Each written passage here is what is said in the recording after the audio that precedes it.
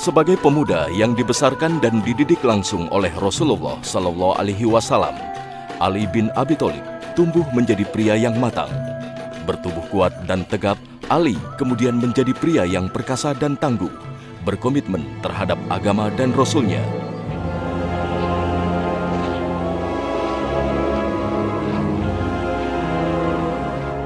Keperkasaannya ditunjukkan di setiap peperangan bersama Rasulullah Sallallahu Alaihi Wasallam. Ia bahkan selalu tampil dan menjadi perisai Rasulullah Sallallahu Alaihi Wasallam.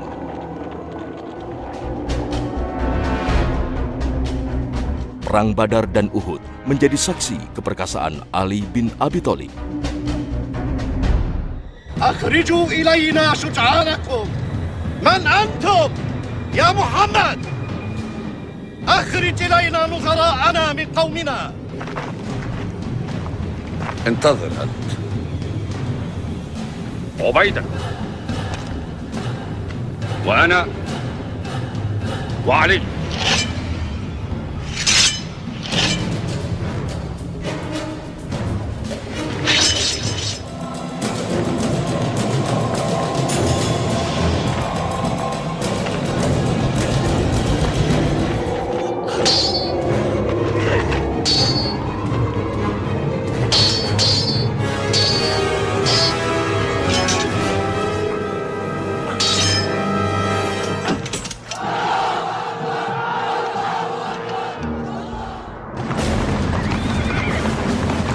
Sejarah pun mencatat Ali bin Abi Thalib menjadi satu-satunya pahlawan Islam yang berani tampil meladeni tantangan jawara Quraisy paling tangguh, Amr bin Abdi Wud, dalam Perang Khandaq.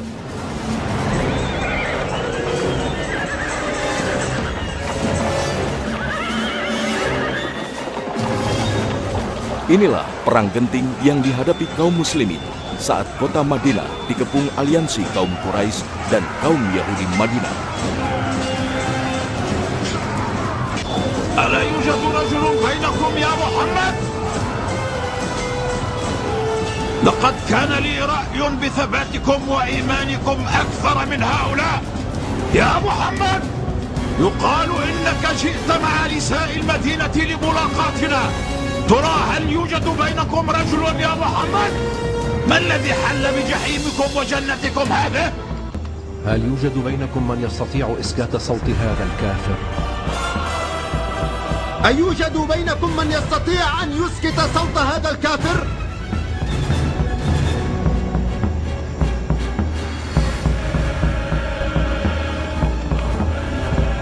هذا كلام رسول الله.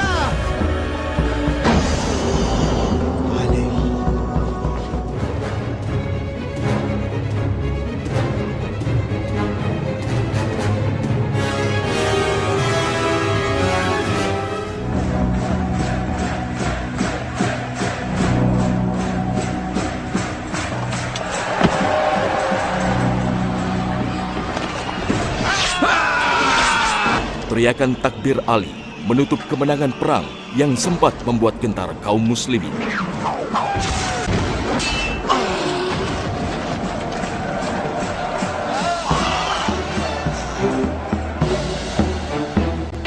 Allahu Akbar.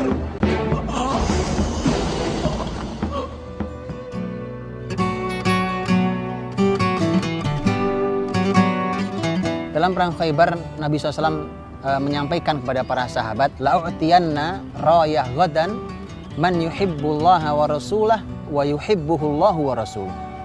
Esok bendera perang ini akan aku berikan kepada orang yang mencintai Allah dan Rasulnya, dan Allah dan Rasulnya mencintai dia. Kemudian malam hari itu sahabat membahas, siapa ya kira-kira yang akan mendapatkan kemuliaan itu. Karena urusannya bukan urusan bendera, juga bukan urusan kepemimpinan. Urusannya adalah kalimat orang ini mencintai Allah dan Rasulnya mencintai dia. Itu yang paling ingin didapatkan para sahabat, masing-masing berharap dirinya. Kemudian esok hari Nabi SAW mengatakan, Aina Ali? Kemana Ali? Kemudian sahabat mengatakan, Ali sakit mata. Nabi SAW mengatakan, panggil Ali. Ali dipanggil, kemudian oleh Nabi diobati. Dalam riwayat disebutkan diludahi Nabi SAW sembuh gitu. Sembuh, dan itu mukjizat Nabi SAW. Kemudian bendera diserahkan kepada Ali bin Abi Thalib. dan di tangan dialah kemudian Khaybar berhasil ditaklukkan. Ali pula yang akhirnya dapat menjebol benteng Naim milik Yahudi di Khaybar. Setelah pasukan yang berturut-turut dipimpin Abu Bakar, kemudian Umar bin Khattab gagal menaklukkan benteng.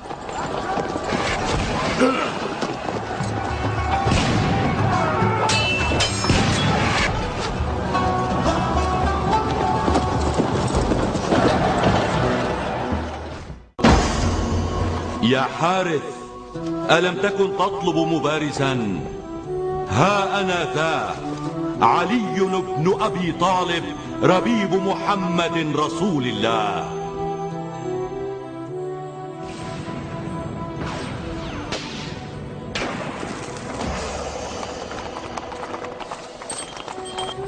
Perang yang berkobar akibat pengkhianatan kaum Yahudi di Madinah terhadap perjanjian dengan Rasul inilah kemudian yang selalu mengenang keperkasaan putra paman Rasul ini.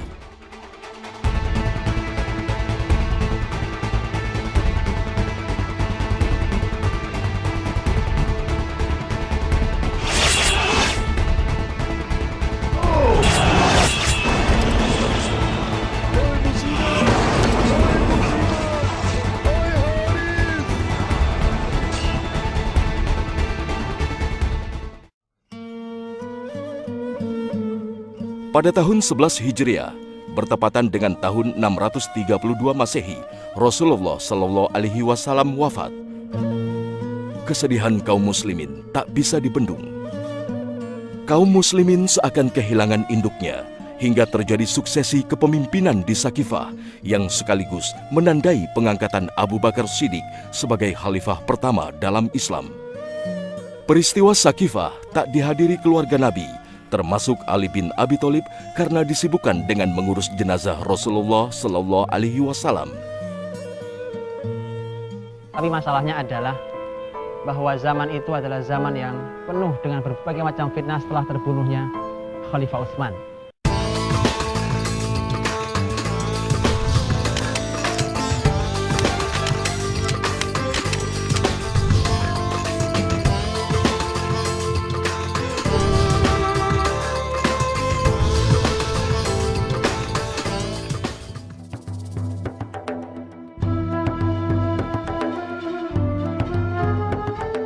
Rasulullah Shallallahu Alaihi Wasallam yang telah mengasuh dan mendidik Ali bin Abi Thalib sejak usia 6 tahun telah tiada.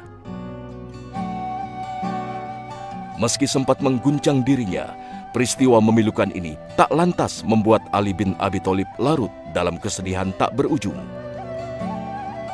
Namun, perubahan drastis mulai ditunjukkan Ali bin Abi Thalib. Ia lebih suka menyepi, bergelut dengan ilmu, dan mengajarkan risalah Muhammad kepada kaum muslimin. Di fase inilah, Ali bin Abi Thalib menjadi sosok dirinya yang lain. Keperkasaannya yang melegenda telah diubahnya menjadi sosok yang identik dengan ilmu. Dari ahli pedang menjadi ahli kalam. Itu sebabnya di masa Abu Bakar dan Umar, Ali bin Abi Thalib diangkat sebagai qadhi atau hakim yang memutuskan perkara-perkara pelik kaum muslimin berdasarkan kitab Allah dan sunnah Rasulullah. Di masa kekhilafan Umar ibn Khattab, kembali Ali berperan sangat luar biasa, sangat luar biasa. Ali begitu taat pada Umar ibn Khattab radhiyallahu anhu, dan sebagaimana zaman Abu Bakar, Ali juga membaiat Umar. Ali radhiyallahu anhu juga taat kepada pemerintahan Umar. Kemudian bahkan Umar yang mengatakan, "Aqdana Ali." Orang yang paling paham masalah qadha, masalah pengadilan, peradilan adalah Ali bin Abi Thalib. Bahkan kemudian Umar mengatakan, "A'udzu billahi min mu'dilatin laisa laha Abul Hasan." Aku berlindung kepada Allah dari masalah yang berat di mana tidak ada Abul Hasan di sana. Abul Hasan adalah Ali bin Abi Thalib. Artinya adalah bahwa negara ini akan sangat rumit ketika menghadapi sebuah masalah sementara Ali tidak hadir untuk menyelesaikan masalah. Berarti Ali menjadi tumpuan yang sangat besar bagi pemerintahan Umar bin Khattab radhiyallahu anhu. Setelah Khalifah Utsman bin Affan dibunuh di rumahnya oleh pemberontak pada tahun 35 Hijriah, kondisi Madinah tidak menentu.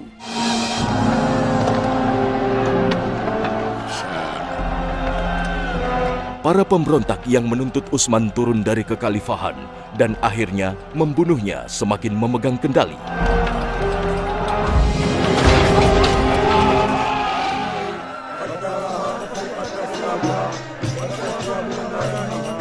Sementara para sahabat Rasulullah Sallallahu Alaihi Wasallam tengah menunaikan ibadah haji di Makkah Mukarramah.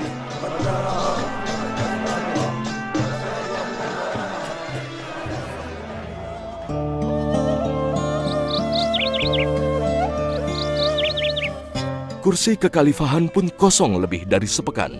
Tak ada satupun sahabat mulia yang tinggal di Madinah bersedia menjadi khalifah, termasuk Ali bin Abi Thalib. دعوني والتمسوا غيري فإنا مستقبلون أمرا له وجوه وألوان. لا والله ما نحن بفاعلين حتى نبايعك. لا حاجة لي في أمركم، أنا معكم، فمن اخترتم فقد رضيت به. والله ما نقبل غيرك.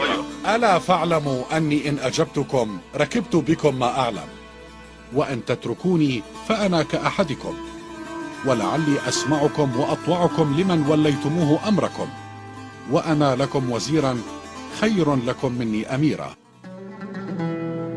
Namun karena desakan kaum muslimin dan dua sahabat mulia, Talhah bin Ubaidillah dan Zubair bin Awam, Ali bin Abi Thalib terpaksa mau menerima menjadi khalifah.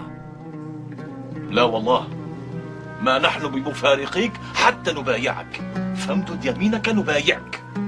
إن أبيتم علي فإني أشترط عليكم ألا تكون بيعتي سرا، ولا تكون إلا عن رضا المسلمين في المسجد، فإن بايعني المسلمون غدا بايعتموني معهم. لك ذلك. نلتقي غدا إن شاء الله في مسجد رسول الله صلى الله عليه وسلم بعد صلاة الظهر. إن شاء الله. إن شاء الله. على بركة الله. على بركة الله. السلام عليكم. السلام عليكم. السلام عليكم. السلام عليكم. إن هذا أمركم ليس لأحد فيه حق إلا من أمرتم، وقد افترقنا بالأمس على أمر، فإن شئت قعدت لكم وإلا فلا أجد على أحد. رضيتم؟ نعم رضينا. اللهم اشهد علينا. Ali pun menjadi khalifah kaum muslimin yang keempat setelah Abu Bakar, Umar, dan Utsman. Ali bin Abi Thalib terus mencoba meneruskan perjuangan tiga khalifah sebelumnya, bahwa menegakkan aturan Nabi Shallallahu Alaihi Wasallam di masyarakat. Tetap bidang ekonominya dilanjutkan, perpolitikannya, syuro, musyawarah di masyarakat, keadilan yang ditegakkan, kesejahteraan yang dilanjutkan. Tapi masalahnya adalah bahwa zaman itu adalah zaman yang penuh dengan berbagai macam fitnah setelah terbunuhnya Khalifah Utsman.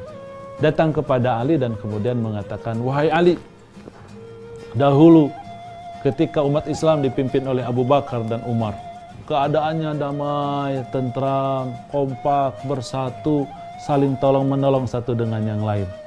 Tetapi berbeda ketika umat ini dipimpin oleh dirimu. Ternyata kita bertikai, berselisih faham sampai kemudian saling membunuh. Apa jawaban Ali kepada Ashdad An-Nakhi? Kata beliau, dulu ketika Abu Bakar dan Umar menjadi khalifah, rakyatnya modelnya seperti aku. Pantas dia begitu. Tapi ketika aku menjadi khalifah, menjadi pemimpin umat, umatnya model kamu, wahai Ashdad An-Nakhi. Ini adalah bentuk kemarahan sesungguhnya Ali bin Abi Thalib terhadap kondisi di mana para pengikutnya itu sulit diatur dan seterusnya. Ali bin Abi Thalib memikul tugas berat mengembalikan kondisi umat yang tengah tercabik-cabik oleh api fitnah. Satu suasana masih gelap, ada beberapa orang yang menunggu, maka kemudian begitu Ali datang ke masjid, maka diserang oleh beberapa orang. Abdurrahman bin Muljam berhasil membacok kepala Ali bin Abi Thalib.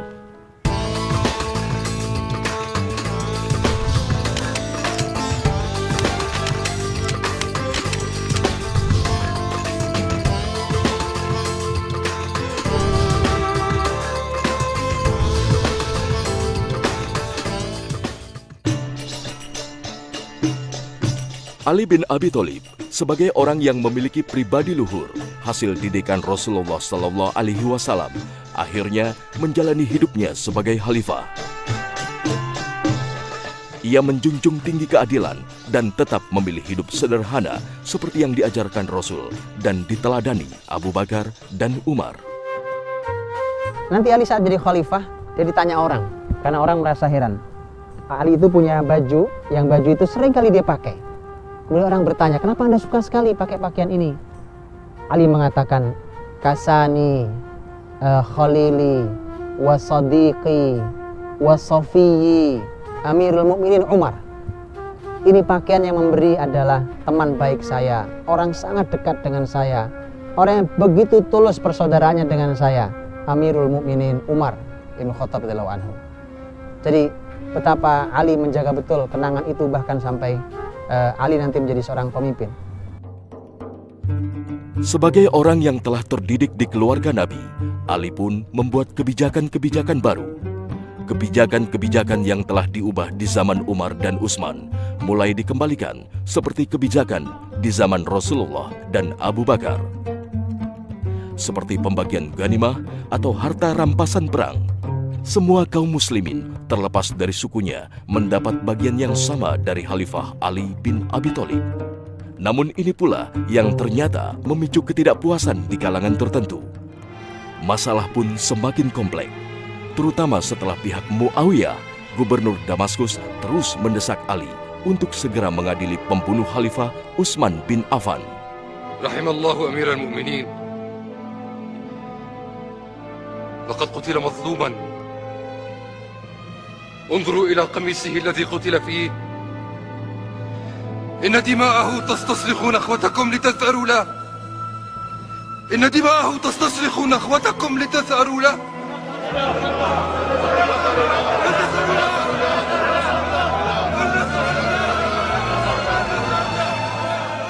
Ali bin Abi Thalib akhirnya dihadapkan pada masalah kompleks dan harus berhadapan, bahkan harus melawan para sahabat-sahabat Nabi lain.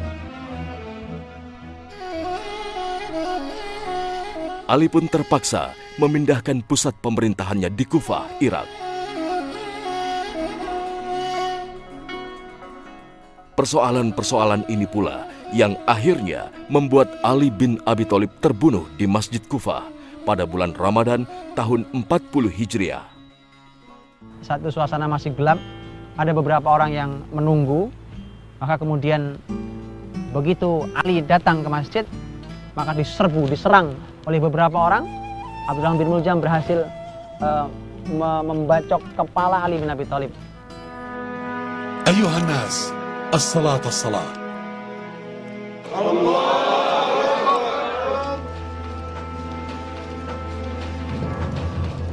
الحكم لله يا علي، لا لك ولا لأصحابك.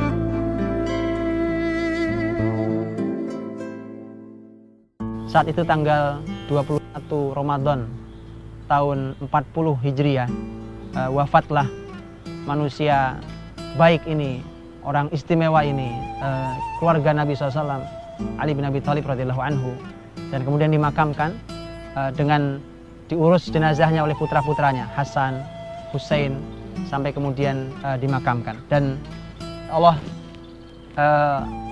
berencana, bertakdir bahwa makam Ali tidak diketahui sampai hari ini. Mana yang lebih tepat, karena ternyata Allah tidak ingin ada lebih banyak lagi fitnah tentang Ali bin Abi Thalib. Biarkan peristirahatan orang mulia Ali bin Abi Thalib dalam peristirahatannya dan tidak menimbulkan berbagai macam fitnah lagi.